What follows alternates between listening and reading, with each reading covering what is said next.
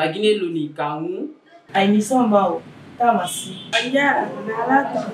Ok, na tanamobi. Aïsom. Yungo la Guinée la hausse. Merci de m'avoir invité sur En tout votre cas, plateau. C'est un plaisir pour nous. Plaisir partagé. Oui. Ceux ou celles qui ne connaissent pas Madame Maïmouna Djoubaté, c'est une comédienne et directrice du Festival international de théâtre de Guinée. Alors, c'est une figure marquante de la scène théâtrale guinéenne.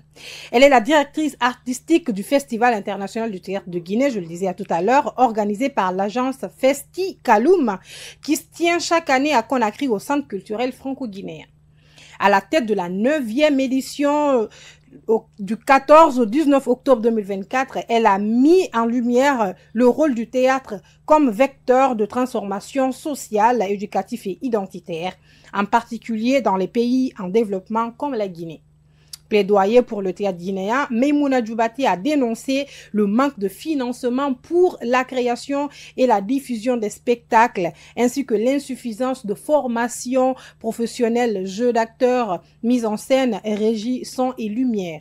Elle a lancé un appel aux autorités, institutions et mécènes pour soutenir davantage le théâtre, le qualifiant donc d'investissement pour l'avenir de la jeunesse et de renforcement social, la promotion de la culture.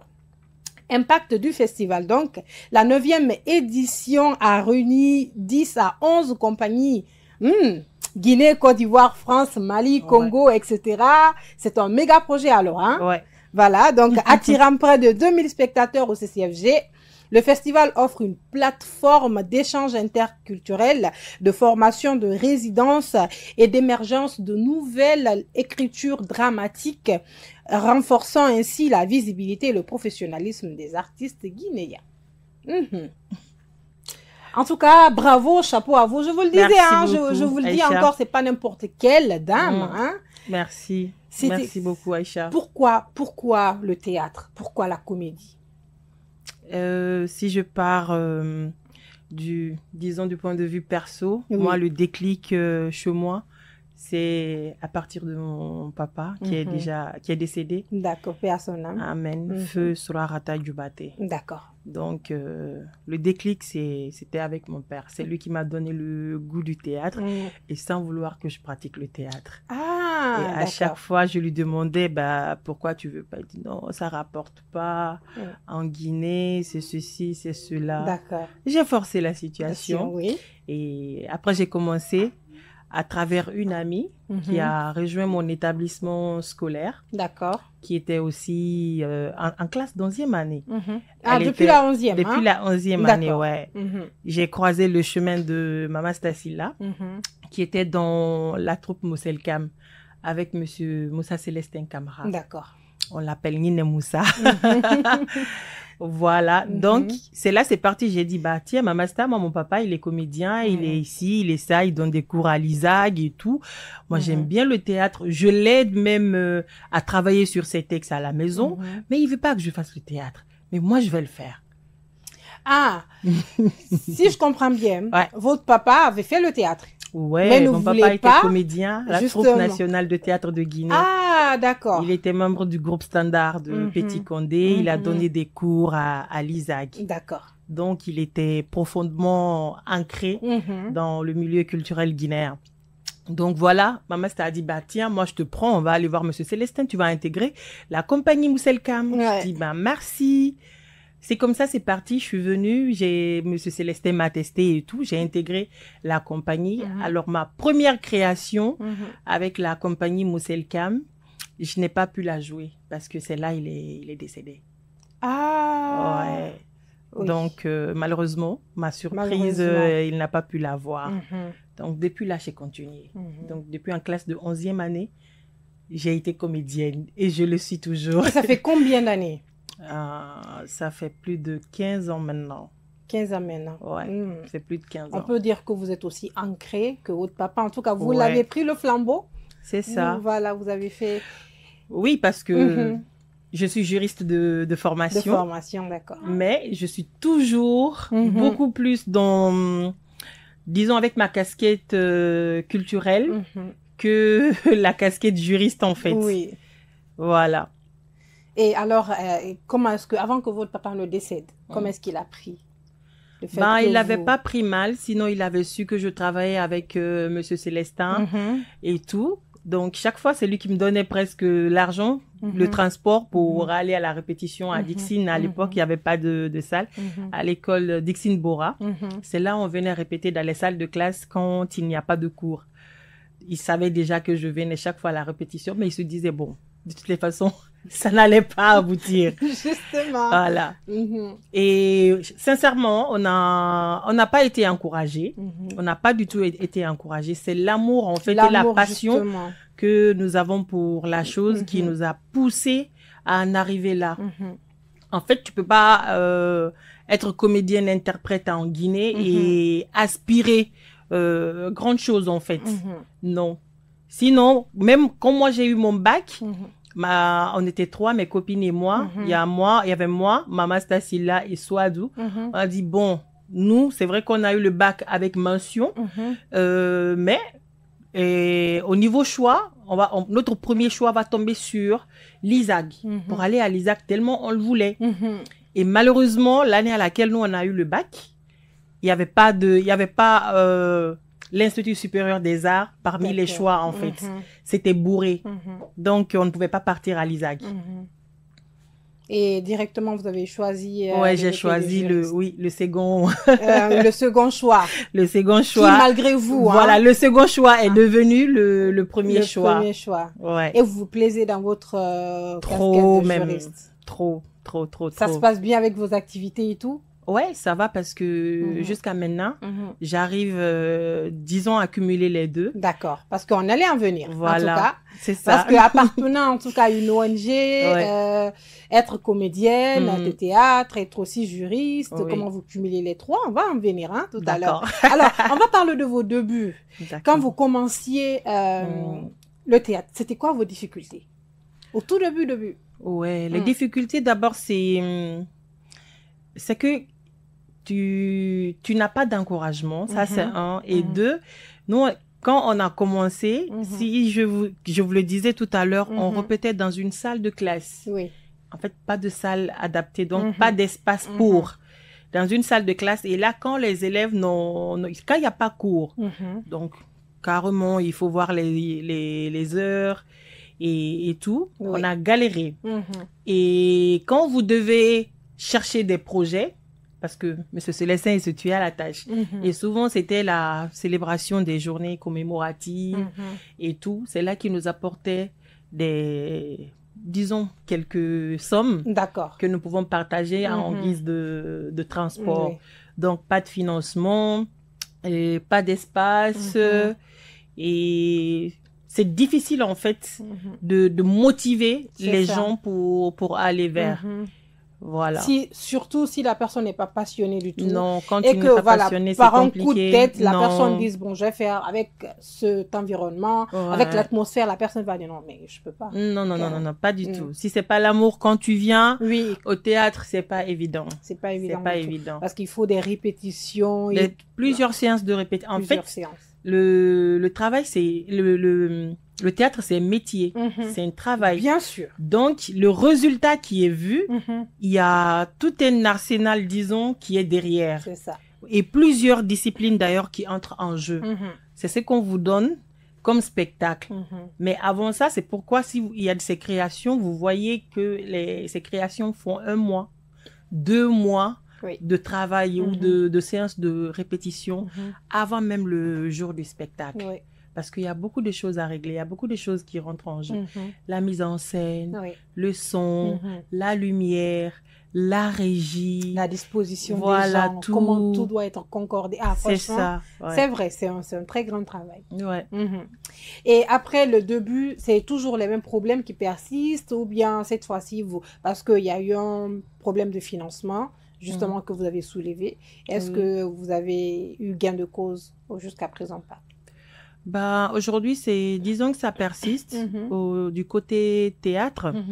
Pendant la 9e édition du Festival international de théâtre dont j'ai assuré la direction, on a tapé à la porte de pas mal de mécènes.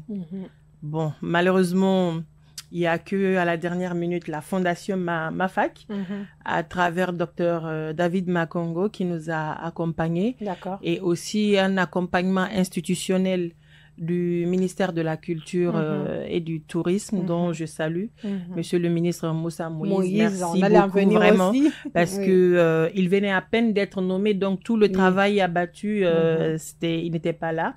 Mais dès qu'il est arrivé, une simple lettre d'invitation, il a répondu présent à notre appel. Il a été avec nous et le département nous a accompagné de façon institutionnelle tout le long du festival. Donc, je salue et je profite de l'occasion pour le remercier. En tout cas, merci à lui. Merci surtout aux personnes qui croient au projet, même si les projets ne sont pas grands, parce qu'en tout cas, vous avez réuni presque toute l'Afrique. Hein. Il faut pas le cacher. Clair. Et comment ça s'est fait? Comment ça s'est fait, l'organisation avec, ou bien vous êtes en collaboration avec quelques comédiens de théâtre des autres pays, ou c'est juste un appel que vous avez fait en tant qu'invité? En fait, on a lancé l'appel à candidature sur la page du festival et à travers certains médias. Mais bon, c'est vrai parce que c'est l'une des forces du théâtre, il y a le réseautage. Donc, on le partage entre nous. L'art n'a pas de frontières. Je suis en contact ou dans plusieurs réseaux avec certains comédiens d'autres pays. C'est ça la force de l'art en fait. Donc on le partage autour de nous, dans nos réseaux et sur nos canaux de communication. Voilà, et puis les gens, les compagnies postulent parce qu'il y a la commission en fait, la commission qui travaille pour l'organisation du festival. On fait le tri comme tout organisateur de festival et puis les spectacles en tout cas les meilleurs que nous choisissons pour donner au public guinéen et autres. Et d'ailleurs, s'il faut, les spectacles de qualité. Bien sûr. Oui. Avec ces spectacles-là, donc, si je comprends bien, c'est un concours qui est organisé dans les autres pays. Donc, on choisit les meilleurs qui vont venir ici et représenter leur pays. C'est ça. C'est carrément un casting, en fait. Le tri est d'abord sur papier parce que il faut nous envoyer le projet. D'accord. Vous nous faites parvenir le projet avec les films à l'appui. Il y a une commission qui travaille sur ça. On fait le tri sur documents. Et nous, c'est beaucoup plus d'ailleurs sur les visuels. Donc, on regarde le spectacle. Est-ce que ce spectacle mérite d'être sélectionné pour le Festival international du théâtre de Guinée? Et cette fois, la fois dernière, c'était quoi le thème du festival?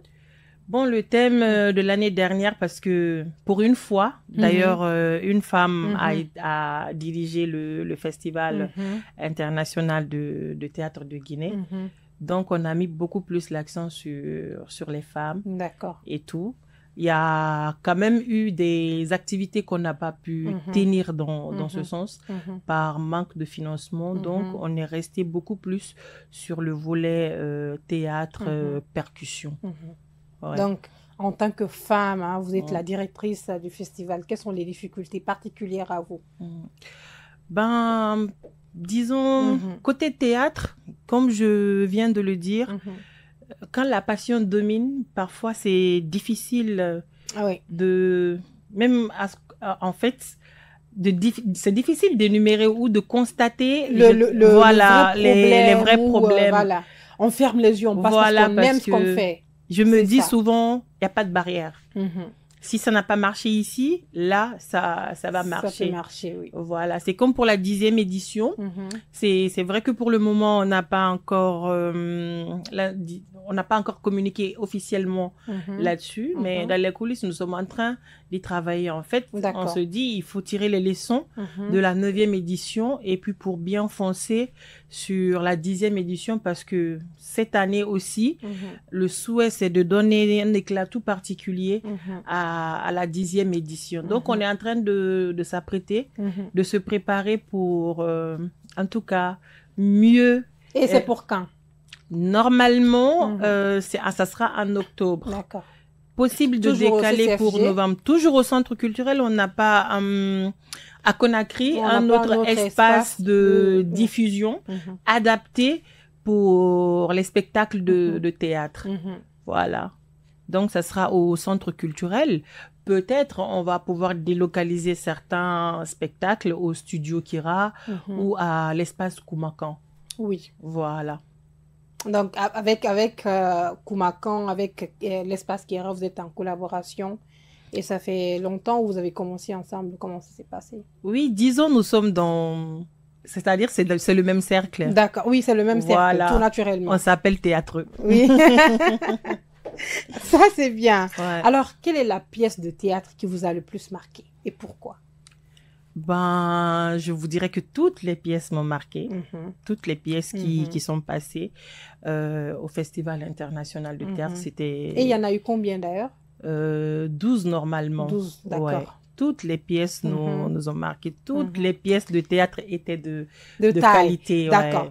Ouais. Est-ce qu'il y a eu des gagnants, des prix et... Comment ça s'est passé? Bon, pendant la 9e édition, en fait, on n'a pas fait de concours, on n'a pas donné de prix spécial. D'accord. Ce qu'on a fait, c'était de rendre hommage à nos aînés, les anciens, disons, ou nos doyens, les précurseurs du théâtre en Guinée, qui ont été primés.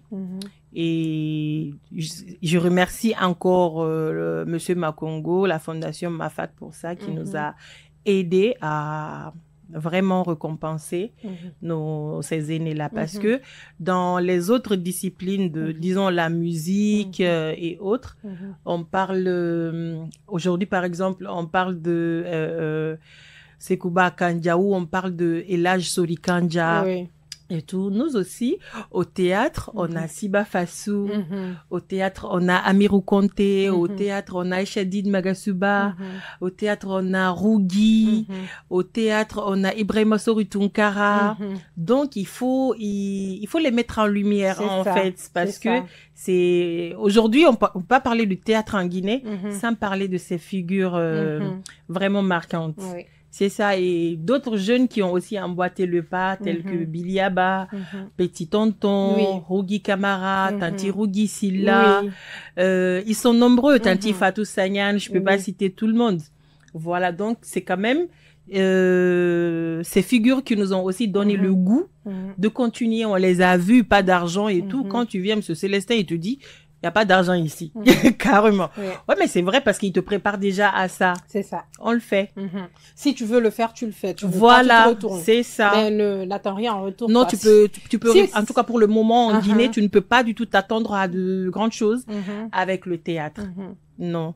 Et il faut vraiment qu'on revoie cette situation, ce côté. Oui, là, nous lançons, nous ne cesserons de lancer des appels aux autorités par rapport à ça, de soutenir les artistes en général, mais aussi le théâtre en particulier. Ça, nous le faisons chaque fois et nous le croisons. Mais c'est pas parce que on n'est pas soutenu qu'on croise les bras, non, on fonce. Moi, avec ma compagnie Moonart, j'ai organisé 2 fois, 2 séances de création récemment au centre culturel. Bah, je dirais sur fonds propres, hein. Oui, sur fonds propres. Cadavre, mon bel amant, d'un auteur béninois et Le cœur ou le son d'un auteur guinéen, Ibrahima Fofana, qu'on appelle Ibrofof. Alors, le vendredi prochain, j'organise dans le cadre des 72 heures du livre, parce que j'ai été choisie parmi les ambassadrices des 72 heures du livre. J'organise une lecture scénique sur l'œuvre Lumière Obscurité de Ibrahima Fofana. Ça va être en entrée libre pour tout le monde. Donc, d'ailleurs, je profite inviter tout le monde. On profite inviter tout le monde pour que la salle soit pleine et qu'on fasse bien les choses. Voilà. Oui. Donc, venez voir cette lecture scénique avec la compagnie Moonart. Et l'auteur même sera sur place. Il va répondre aux questions du public. Donc, les scènes de théâtre, vous les lisez dans un roman ou vous vous inspirez de quoi pour les faire? En fait, c'est à travers des écrits. Des écrits déjà, des écrits, oui, surtout la dramaturgie. Voilà, on y travaille et puis on fait la mise en scène. En fait, c'est séquentiel. Voilà, chaque étape, en tout cas, est à considérer pour... Ça, c'est bien, hein? Merci. Alors, pourquoi vous avez choisi de prendre la direction du festival?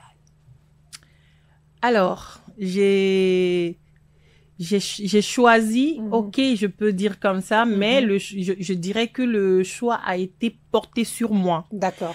Parce que le Festival international, c'est un festival qui est beaucoup plus âgé. Hein. Bon, je dirais pas plus âgé que moi parce que c'est depuis 94 que le Festival international du théâtre est né. Donc, disons que je n'étais pas là.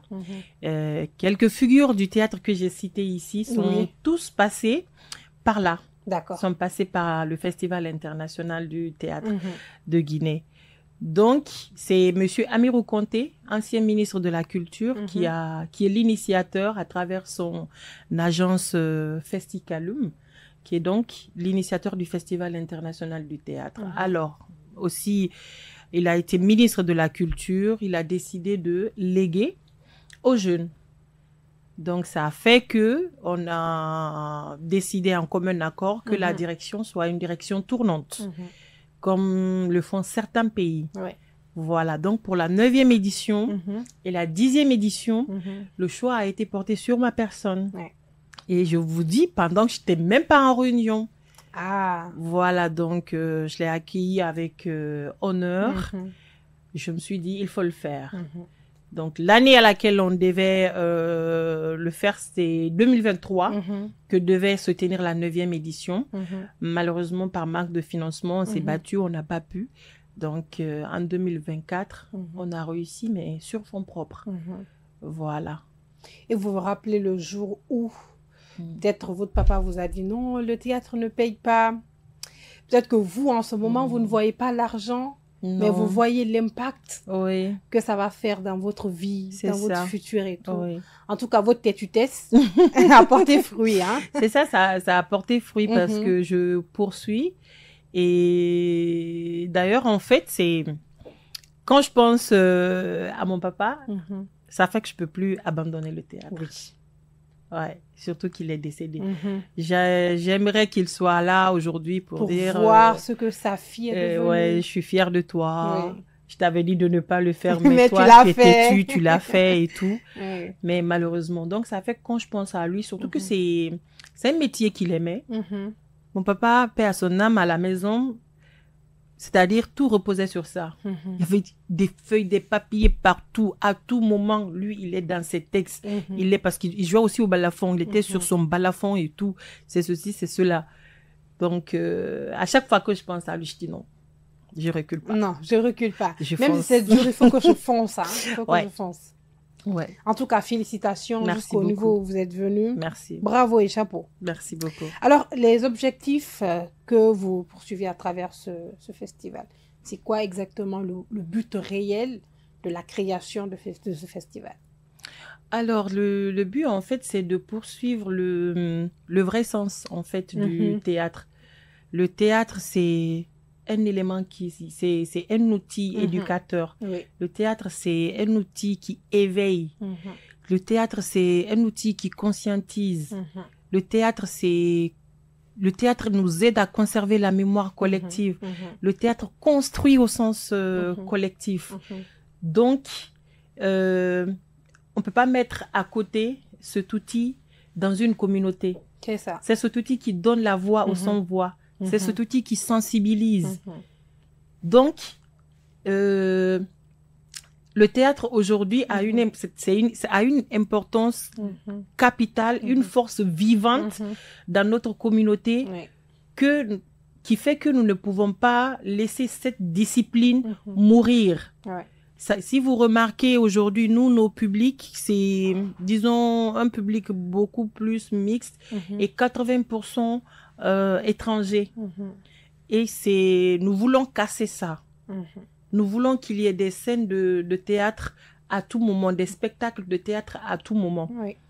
C'est que ça ne soit pas, qu'on ne dise pas que le théâtre, c'est un truc de blanc. Non, c'est pas que c'est un truc de blanc. Le théâtre, c'est un outil qu'on peut utiliser pour préserver notre identité culturelle. Voilà, donc ça, c'est vrai. C'est ce que nous voulons, en tout cas, promouvoir et valoriser ce théâtre et l'utiliser à bon escient, en tout cas pour apporter aussi notre grande selle au développement de notre nation. D'accord. Et depuis que vous êtes venu à la tête, ça fait combien de temps? En fait, j'ai ma compagnie qui est la compagnie de théâtre Mounard. Oui. Maintenant, au Festival international de théâtre, c'est l'année dernière. J'ai été choisie comme directrice du festival. Et ils n'ont pas fait le mauvais choix. Hein? Ah ouais? Je pense que le choix, il est bien fait avec une femme dynamique comme vous. Alors, on va revenir sur la question de comment est-ce que vous conciliez votre rôle de directrice, votre travail de juriste, hein, si je ne me trompe, et vous appartenez à une ONG, hein, c'est ça? Oui. D'accord. Comment vous conciliez les trois? Alors, c'est vrai, j'ai plusieurs casquettes. Parce que je suis, bon, disons, directrice de la compagnie de théâtre Mounard, directrice du Festival international de théâtre, et aussi présidente de l'ONG Mounard pour les droits de l'homme. Et aussi, je suis l'assistante particulière du garde des Sceaux, ministre de la Justice et des droits de l'homme. D'accord. Alors, concilier, disons, le théâtre et la fonction de juriste, je dirais que le déclic est parti du théâtre, toujours. Parce que, comme je l'ai dit tout à l'heure, le premier choix qui était le théâtre était parti, le second c'était le droit. J'ai pratiqué le théâtre avant le droit. Donc, disons que mon diplôme de théâtre est plus âgé que mon diplôme de droit. Ouais, et après, qu'est-ce que j'ai fait? J'ai utilisé mon art pour sensibiliser ou pour promouvoir les droits de l'homme. Donc, c'est de là qu'est né mon art pour les droits de l'homme. J'ai fait plusieurs sketchs de sensibilisation sur à travers les journées internationales, avec le Haut Commissariat des Nations Unies aux droits de l'homme, avec le ministère de la promotion féminine et d'autres institutions. D'accord. Donc, j'utilise cet art pour la promotion et la protection des droits de l'homme. On a fait des sketchs sur la torture, on a fait des sketchs sur les violences basées sur le genre en général, excision, mariage forcé, on a fait du théâtre participatif, on a fait beaucoup de choses dans ce sens. Donc, le théâtre m'a servi dans ce sens aussi. Du coup, la conciliation, elle est automatique. De ces deux disciplines pour moi. C'est automatique. Et si par exemple vous avez une scène de théâtre à mettre en place et tout, avec votre rôle d'assistante, vous arrivez quand même à diligenter les choses? Oui, j'avoue. En fait, j'ai une équipe qui m'aide parce que seule je ne pourrais pas. Vraiment, avec toutes ces casquettes, seule je pourrais pas, j'ai une équipe en place. Donc, je suis là, je coordonne. Ça a fait que ça a un impact, et l'impact est que ça fait longtemps que je suis quand même pas sur scène. Mais je fais faire et je coordonne. On recherche toujours les marchés ou disons les contrats et tout.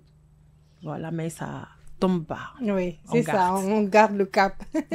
Comment vous voyez le futur du théâtre du Guinée? Le futur du théâtre de Guinée, le futur sera positif parce que nous sommes en train de mener le combat et ça va aboutir, Inch'Allah. On l'espère en tout cas, dans 5 ans, qu'on parle du Festival international du théâtre de Guinée. En Guinée même, à l'international, dans les autres pays qui n'ont pas connu en tout cas le festival en intégralité, que les gens se déplacent à chaque fois, que ce soit vraiment un événement d'envergure nationale qui va inviter plusieurs pays. C'est ça. On l'espère. Oui, déjà avec la 9e édition, on a commencé déjà à inviter les autres pays. À recevoir des gens, oui. On a eu on a eu 6 pays en fait qui ont été représentés. Donc, machallah, ça reprend... disons l'envergure d'antan parce que c'est pas aujourd'hui que ça a commencé. Vous avez parlé tout à l'heure de l'engouement du public guinéen autour du théâtre. Est-ce que vous avez fait des investigations sur comment appeler les gens au théâtre? Oui, je le disais tantôt tout à l'heure, en fait, il faut créer. Parce que tu ne peux pas défendre ou promouvoir une cause. C'est ça. Si vous-même, vous n'essayez pas d'exister. Donc, ça fait que malgré nos maigres moyens, on essaye de créer, on essaye d'organiser des spectacles, disons, avec les moyens de bord pour pérenniser, en fait, la discipline. Et toujours continuer à lancer des appels aux autorités, aux personnes de bonne volonté de s'intéresser à cette discipline et de nous aider à le promouvoir. Et les jeunes, par exemple, parce qu'il y a beaucoup de personnes, comme vous l'avez dit au début de votre carrière, il y a votre papa qui vous disait de ne pas le faire. Ouais. Il y a certainement aussi des parents qui disent aux jeunes, non, est-ce que tu as vu quelqu'un dans le théâtre qui a pu émerger? Ben, il y a un exemple ici, hein. Donc, voilà, ça c'est sans faute. Il y a un exemple sur ce plateau. Alors, tous ceux et celles qui veulent embrasser le théâtre, il faut le faire. Alors, pour ces jeunes, et surtout pour les parents, que diriez-vous? Qu'est-ce que vous pouvez leur dire?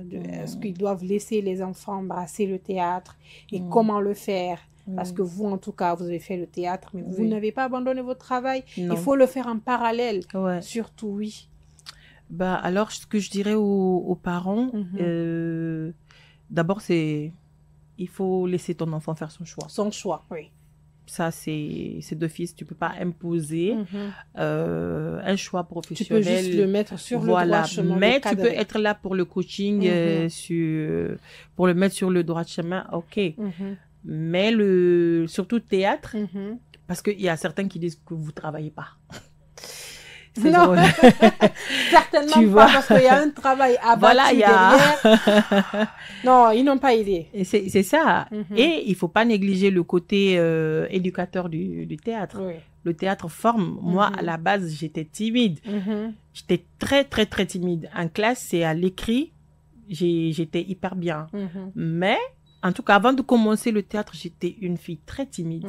Dès que je me lève ou que le prof m'interroge pour répondre à une question, même si je connais, parfois je tremble, j'ai le trac en fait. Mais avec le théâtre, j'ai brisé ça. En tout cas, on n'irait pas dire. Donc, avec le théâtre, ça libère la parole, le théâtre éduque, le théâtre forme, le théâtre éveille, le théâtre sensibilise. Donc, il faut dire aux parents que le théâtre, c'est une école, en fait. Ça fait voyager surtout. Parce que tu peux être là, en Guinée, en train de relater les faits d'un autre pays très lointain. Ou, voilà, éduque, comme vous l'avez dit, surtout enseigne. C'est ça. Il faut laisser son enfant faire le choix. Vous l'avez dit tout à l'heure. C'est ça. Mais les histoires jouées, les histoires qui sont interprétées, les histoires qui sont jouées au théâtre servent à la conservation de la mémoire collective. Et n'oubliez surtout pas, c'est à travers le théâtre, on garde notre identité culturelle. Voilà. Et moi, aujourd'hui, je dirais ma culture, c'est ma carte d'identité. Ça, c'est vrai. Ouais. Chers tous, donc, nous avons sur ce plateau Madame Maïmouna Djoubaté, en tout cas, qui est comédienne, qui est la directrice du Festival international du théâtre de Guinée. Nous allons aller avec la deuxième phase de ce grand entretien qui est le confessionnal, tout à l'heure après le générique.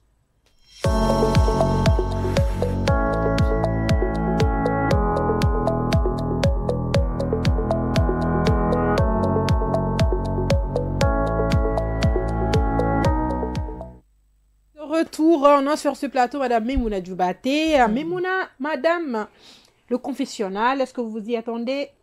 Non, c'est le but. Pas du tout. Pas du tout. C'est le but, hein. On n'informe pas les gens sur le confessionnal. Hier, par exemple, quand on a discuté, je ne vous ai pas parlé du confessionnal, hein. Non, pas du tout. D'accord. On va aller avec des questions, c'est pas des questions voilà, piquantes, c'est des questions particulières à vous, tout naturellement. Qui êtes-vous? Qui est-ce que vous êtes à la maison, dans le quartier, entre les potes, entre la famille? Qui est Maïmouna Djoubaté? Ben, en famille, moi je suis... On me dit Maïmouna droit de l'eau. D'accord. C'est comme ça on m'appelle. Et ça c'est depuis. Depuis, parce que vous êtes rangé. Trop même. Même ma fille me dit tout le temps. Quand je range, quand tu viens, tu touches à quelque chose. On sait que... Moi, je sais que tu as quelqu'un à toucher à ça parce que tout est rangé. J'aime l'ordre à la maison, en fait. Et tout le temps, ça fait que j'ai du mal à m'entendre avec les gens. C'est ça. Donc, Maïmouna droit de l'homme, on va rajouter ça aussi. En tout cas, avec la Fondation Monarque, c'est ça, hein, ou... Non, l'ONG Monarque pour les droits de l'homme. Justement, Monarque pour le... Ah, voilà, voici d'où est venu le droit de l'homme, là. Donc, c'est là-bas que vous avez pris pour rajouter, d'accord. C'était d'ailleurs fait à travers des sketchs joués Uh-huh. qu'on m'a collé ce titre. Ce Parce que titre. j'ai commencé il y a très longtemps, en fait. C'est ça. Voilà, donc on dit tout le temps, mais on a droit de l'homme.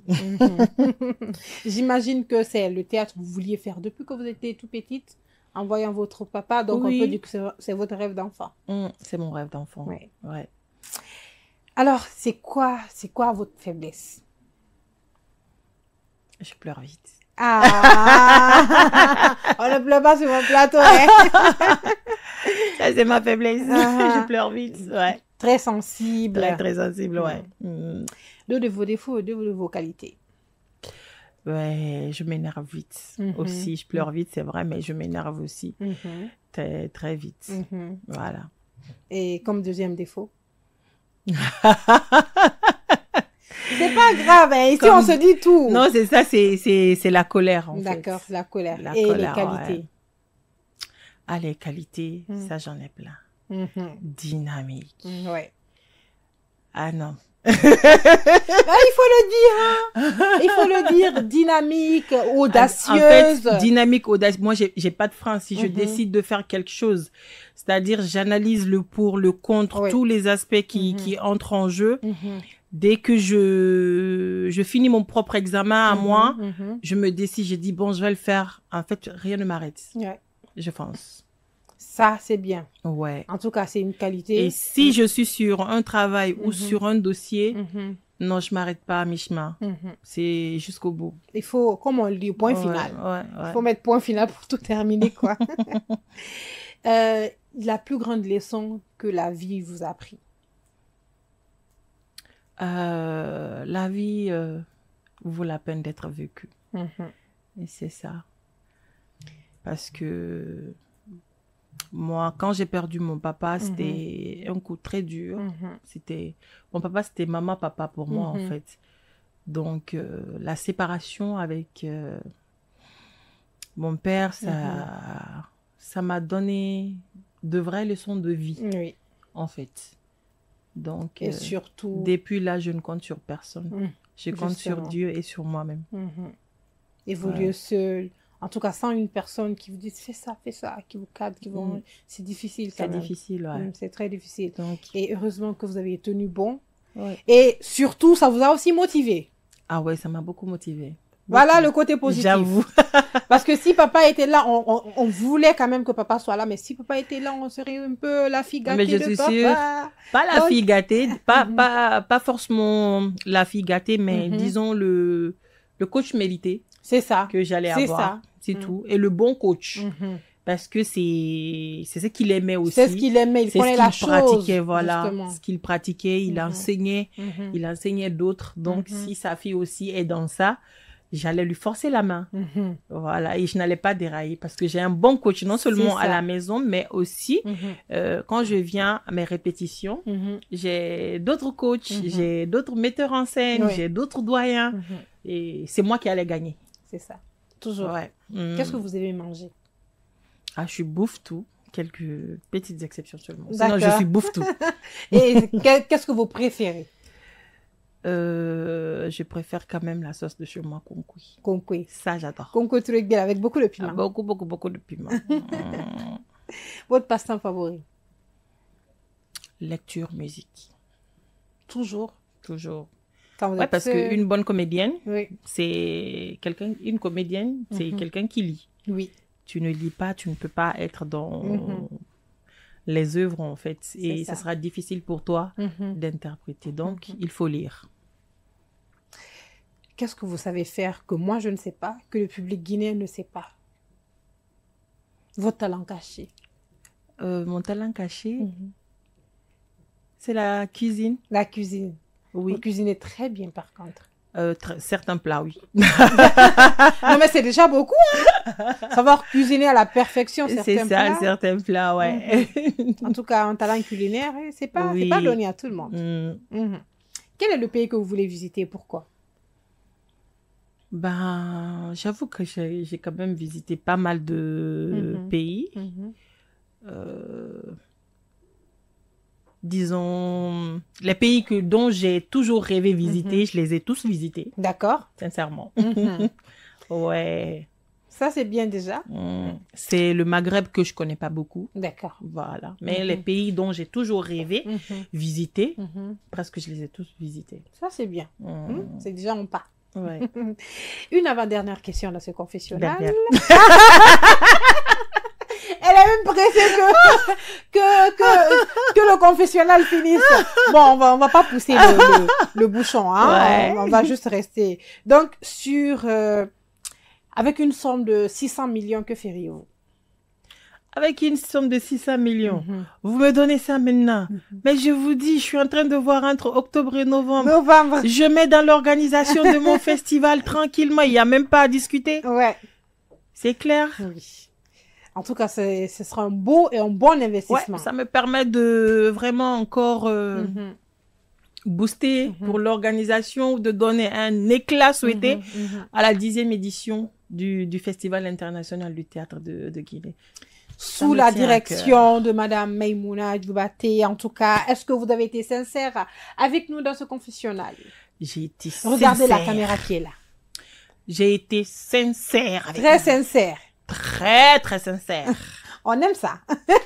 Merci. Chers tous, donc, Madame Maïmouna Djoubaté, pardon, autant pour moi, comme invité du jour, on va aller avec la dernière phase de ce grand entretien, qui est la phase finale. C'est tout à l'heure après le générique.